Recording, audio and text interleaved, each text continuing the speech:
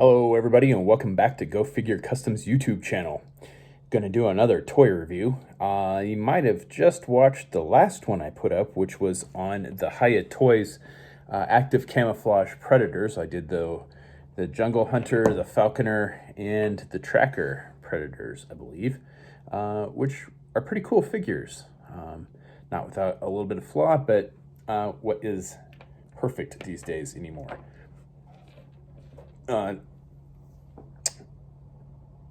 Of course, you've already seen the review, or the title, not the review, but the title, which is going to be on Soundwave, which is one of my favorite characters from Transformers. I've kind of taken a step back from collecting Transformers for the last few years.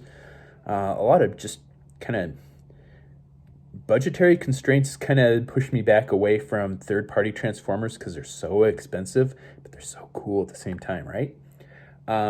And then just the stuff that's coming out. I do look at the new stuff when I see it in the stores, which is not real frequently anymore. I'm really kind of bummed about distribution. Still, Hasbro cannot fucking figure it out, or there's just a lot of scalpers in my area. I don't know which, but I don't see a lot of new stuff in the stores.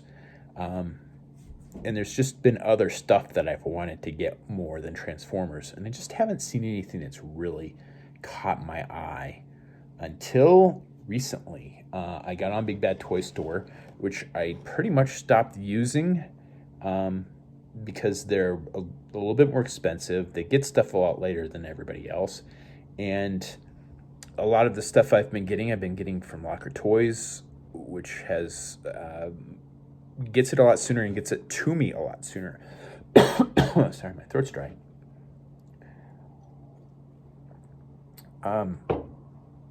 But I was going through their page and I came across this. This is the Transformers Kingdom War for Cybertron Trilogy Soundwave. What really caught my eye on this is that it's a 4-inch scale figure and it transforms. Of course it's a Transformer. Why wouldn't it transform? Boy, I have seen a lot of Transformers in the last few years. They don't transform. What is the fucking point of that? I get it. It's a robot. The whole point of these things is that they transform. I have no use for a Transformer that doesn't transform. I may be in the minority on that, but call me old-fashioned. But I love stuff that is like Joe scale. Obviously, I am a 1/18 scale customizer. And when I saw a Transformer roughly Joe-sized, and I have a Joe. This is the Spirit from the Toys R Us exclusive. I thought his head was missing. I just pushed it down into his chest. I'm like, oh man, this is gonna be a shitty review. But let's cut him out of there.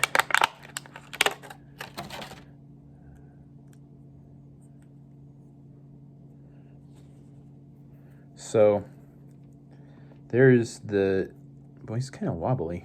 Luckily, I'm gonna use him for a custom anyway. But he's just a little smaller than the G.I. Joe figures.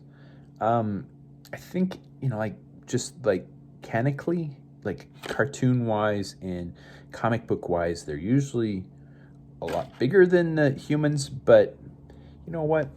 I have a Soundwave that's a little more that size, but I don't think he transforms. So I actually do have a Transformer that doesn't transform. I got a couple of them actually. So kind of a hypocrite, but there it is. So yeah, it's roughly G.I. Joe scale. I have no idea how to transform this, and I'm sure it didn't come with instructions. Oh, it did come with instructions. Three things that I always pick talk about is the packaging. It's got really nice art on it. I do dig the card art. And then on the back, it's got a picture of him transformed and in robot and alt mode. You shouldn't figure out how they transform from the picture, but I think the paint apps are different enough on the figure.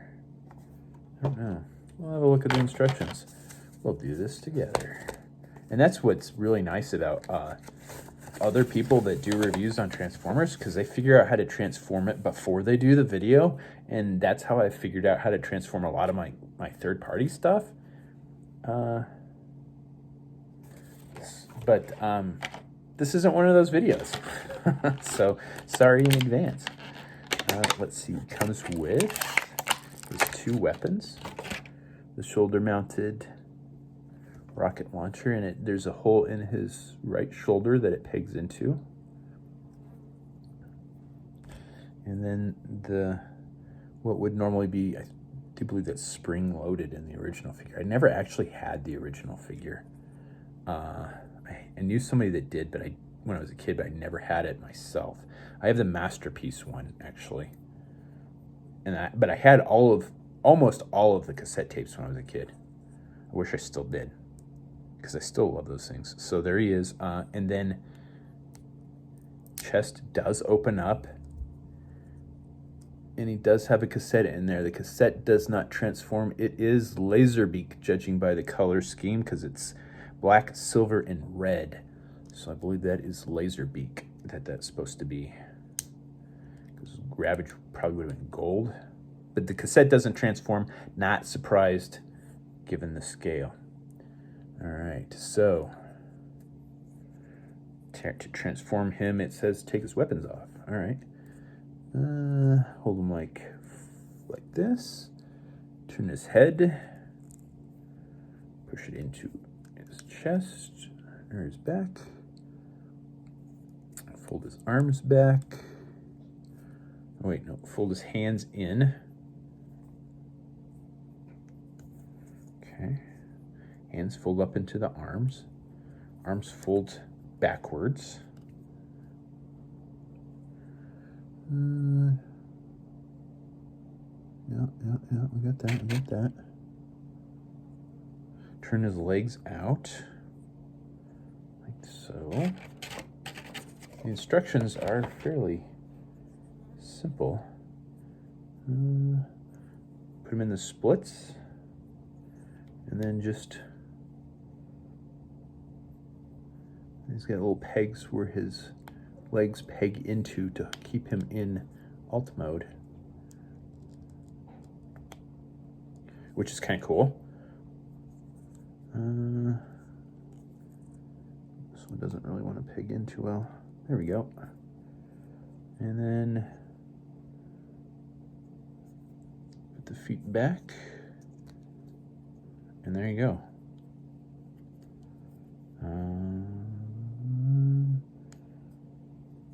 And then the weapons, there's holes in his legs to peg the weapons into, which kind of keeps the arms in place, because the arms kind of flop around in this, in the alt mode.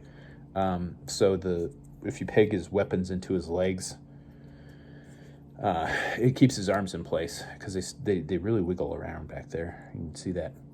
And there you go. It's transformed. Pretty simple transformation, pretty easy. Sometimes the instructions are like, what are we doing here? Time to go find a video on YouTube. And then, of course, to transform into the robot, just reverse the instructions. So take the weapons off. So, things that I always review, we just did the packaging. Playability, holy crap, yeah, there's a ton of playability here. Yeah, no, this thing is super playable. You're not going to break it. Does it have an age range? It says it's an 8-step transformation. That's not too bad. Usually these things used to have a difficulty scale on them, but it just doesn't. Is this? Not sure this is Hasbro. Oh yeah, it is Hasbro, because it says Tommy Takar on it too. Not seeing an age range on this. Oh yeah, children over 4, because it says 0 to 3, with a line in this, with a Ghostbusters circle and slash through it, and a frowning child. So if you have a child less than 4, they're going to be sad that they didn't get one of these, because it actually is pretty cool. class, core class. It just says core class in like 5 different languages. Maybe that's maybe it's not like Voyager class, it's core class is what that means. I don't know. I haven't kept up with these things. There is a number if you're interested in, like, if you're trying to find these for some reason, the designation number on it is WFC-K21. I don't know if that's useful to somebody, but you might be surprised. What else comes in the box? Probably the choking hazard sheet in a dozen different languages now. And then it's instructions. There's no other packaging, no other accessories, no other weapons. Not that he really needs it. Pretty short and simple review. And if you did watch the last video, I had the phone sitting on top of the computer, and it made it sound like I did the review in a moving car with the windows down. So I'm sure that was very annoying because it was like a 45-minute review on 3 figures. So if you watched that, found it highly annoying, I'm sorry about that. I had no idea it was doing that until after, when I was post-processing it, and I'm like, I'm not reshooting a 3-figure review, I'm sorry. So in advance, sorry for the sound on the last one. Playability is fantastic on this, because it's a simple transformation. He looks great in alt and robot mode. It's a great figure, man. This is a fun figure. This is gonna be a fun figure to play with, I think. And like I said, if you're I keep knocking my phone cord here, sorry.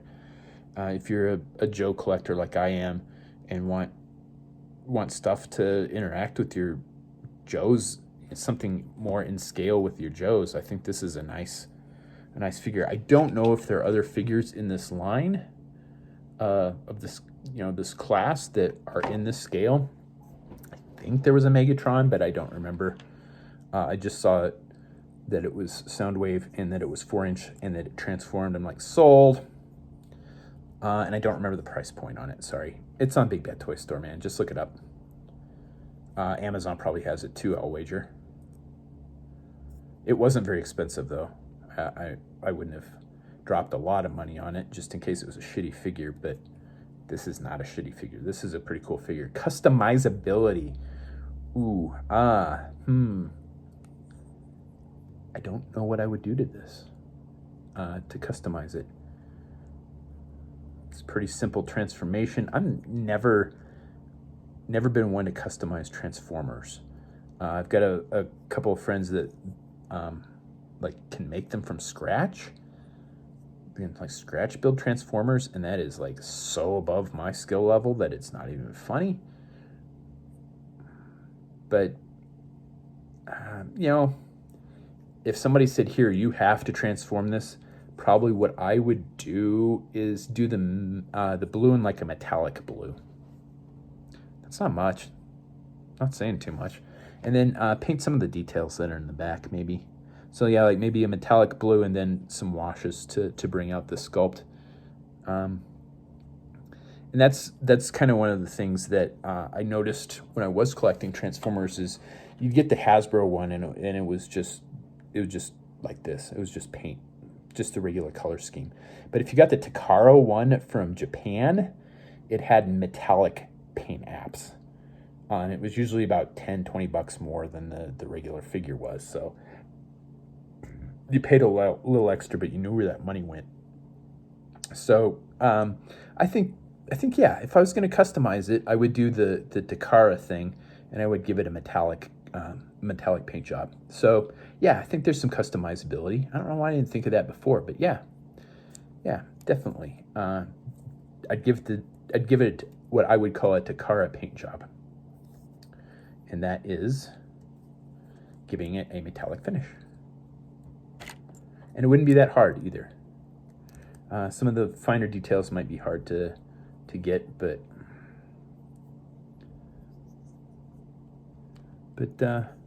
all in all, I think this is a fun little figure. I think it's great that it's more in scale with the stuff that I collect. I like the fact that it's an easy transformation.